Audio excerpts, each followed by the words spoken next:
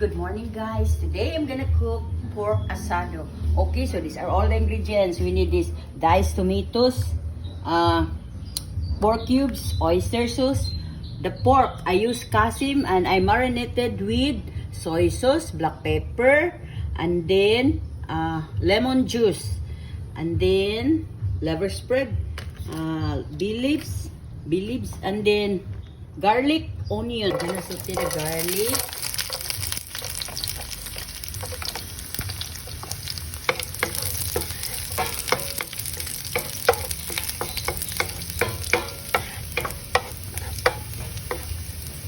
And then the onion.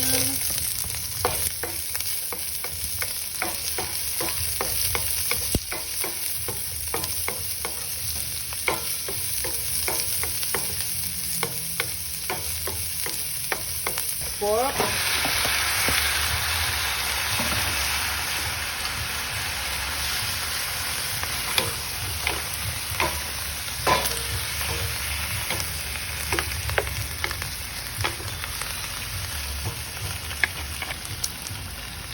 And then we're gonna simmer first for how many minutes until the pork will become tender. Okay, it's about a little bit cooked but not super cooked. So we're gonna add this one, the liver spread.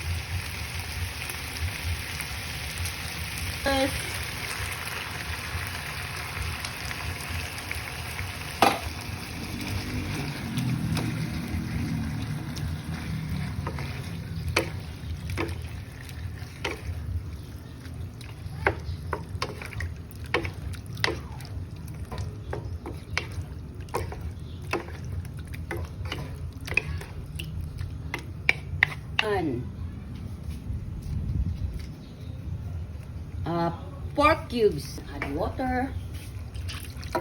Okay.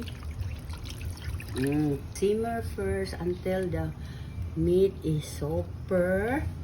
But we gonna. Okay. Okay. Look at the tomatoes. Oh.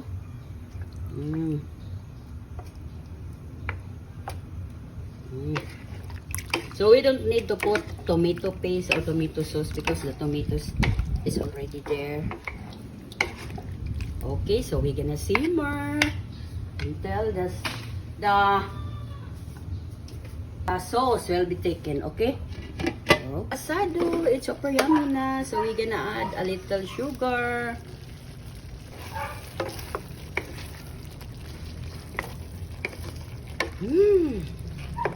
It's super yummy na, guys. It's done. So I'm gonna garnish this. Okay.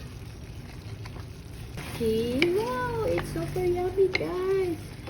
Our pork asado is done. It's soft. Okay. So and now it's tasting time.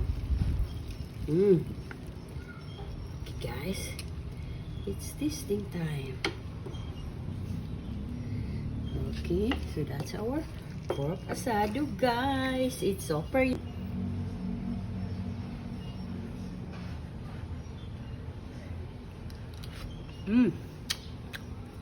It's yummy.